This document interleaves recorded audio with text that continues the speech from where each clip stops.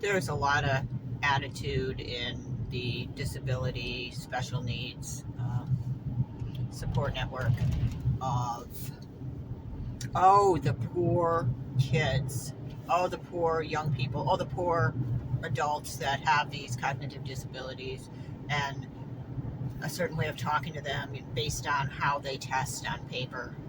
Like, I was encouraged to talk to my son as if he was 7 years old. And I understand where that's coming from. I really do.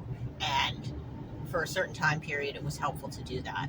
But over the course of his life, I feel like if I continue to look at the paper, look at all the testing, whatever neurological challenges that are had, whatever the breakdown is of his skills and abilities versus his challenges, that's important information for, I guess, people that work with him, even though his most recent support worker, I did not share any of that information with her. I gave her a basic overview, and I do admit as the work progresses and she gets to know him without any kind of cognitive bias based on a piece of paper.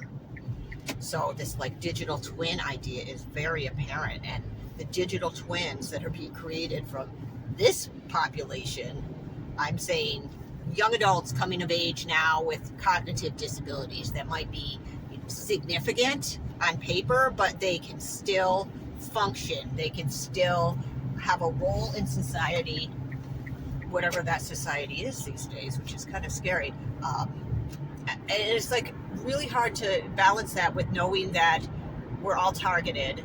This whole biodigital convergence has been evolving for a long time, longer than I ever imagined. Though looking back, I can see that the parts where they started to like ramp it up and things shifted, that kind of there was this rigidity around certain rules that really didn't make sense to the bigger picture. If I had to put it, I don't know. That's how I kind of saw it, is like, oh, you have to get vaccinated, you have to do these things, you have to do this, you have to go see the doctor when you're sick, you have to get on antibiotics when you have this particular condition, situation. And many times that's helpful. I'm not knocking that in, that type of treatment at all, really, in this whole little rant. I am just saying that I noticed this like knee-jerk, like, maybe it's the AI, the default to you have to. Like, I had shingles, and I'd never had shingles before. My resistance got really low. I was able to go back and figure out how it came about. And I did not want to go to the doctor. I did not want to get on any kind of antivirals. I knew it was a virus, and it's kind of a joke. Like, what are you doing with the antivirals? I don't know what kind of chemicals they're adding to it. It seems to help people. So I went on the Reddit forums, and they were like, just everybody, the minute somebody was on there, you've got to go get the antivirals right away. They will make it so much better. And it was like this real knee-jerk thing. And so that's what I mean, like with the well baby visits. I think I talked about that before. Like my oldest son in 91 noticed a ramp up of the need to go to the doctor for well baby visits. And then with my other offspring, always having to go every few months, and these new shots and whatnot that I didn't receive. And for so long, I thought, wow, this is really wonderful. They know so much more, and they're taking such better care of us. And I was so proud, when my kids went into their well baby visits and they weighed a certain amount and whatnot, and they put all the, the toxic heavy metals in them. And that whole thing has just gotten more and more amplified on every level, to where now it's mental health that they're like have a default reaction to, and diagnosis and treatment path. And you are probed for that before you even enter appointments. You're probed for a lot of different potential red flags, I guess would be the thing, to the point where I don't even want to go to the doctor anymore. I don't know what they're gonna try to diagnose me with or whatever. I don't want to open that window. That is scary. And my own daughter's like, I don't want to, if she has a seizure, I don't want to go to the hospital. They're rude to me there. I lay there for like 12 hours. They don't really do anything but mess with my meds.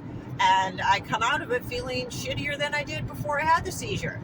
So she's her own guardian and can refuse treatment. So this is like the the disconnect and the diversion that we're creating. And I guess my original point of this video was to talk about how the targeting of this whole young adults with mild to moderate cognitive disabilities that we're just kind of dumping into day programs and other various government-funded programs. Like there's this one that we participate in called participant-directed programming, where I run a business and get funding to hire people to work with my kid.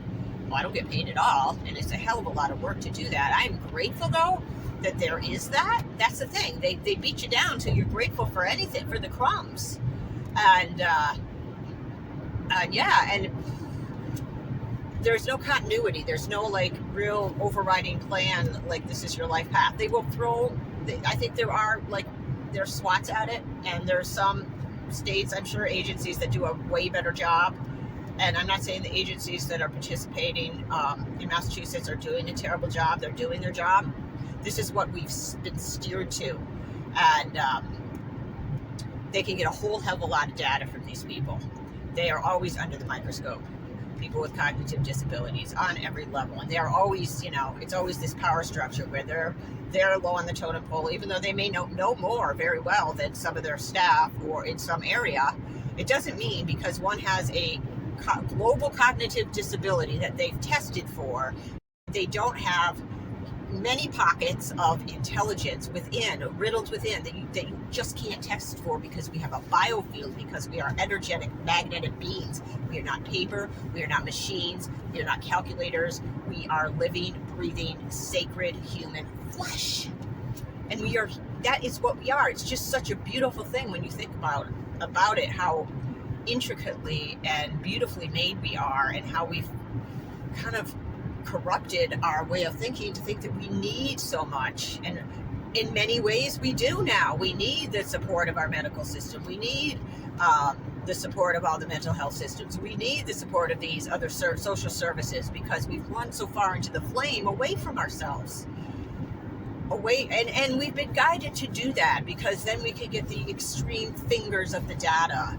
The fingers of the machine are fleshed out with, you know, the fascia and the blood. And I'm probably getting really abstract, but it's like this conflict between the metal and the flesh, the human, and you can feel it.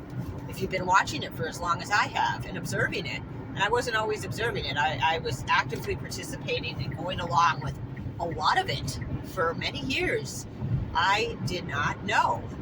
I did not realize it. And in some ways it's very painful to realize it, because it's not like you can all of a sudden wake up to all these facts that we're being pushed farther and farther away from ourselves into data capture, market share, and AI, and the big, you know, feeding the AI machine that's sentient now. And, you know, you can't just step out of it like la-ti-da, okay, I'm not going to participate anymore. Oh, no, sir. You know, not if you want to eat, not if you want to put food on the table here. So it's hard. It's hard, and I feel the need to talk about it, because I do feel like we're like just dumping people into these pockets where they're really not able to gain any level of autonomy over anything. They're always the lowest on the totem pole, the one we're talking down to in the power structure. And I refuse to look at anybody I know that has any kind of disability through the lens of what they look like on a piece of paper, or even through testing parameters, or even their freaking digital twin, because it ain't accurate. You can't capture the sacred human.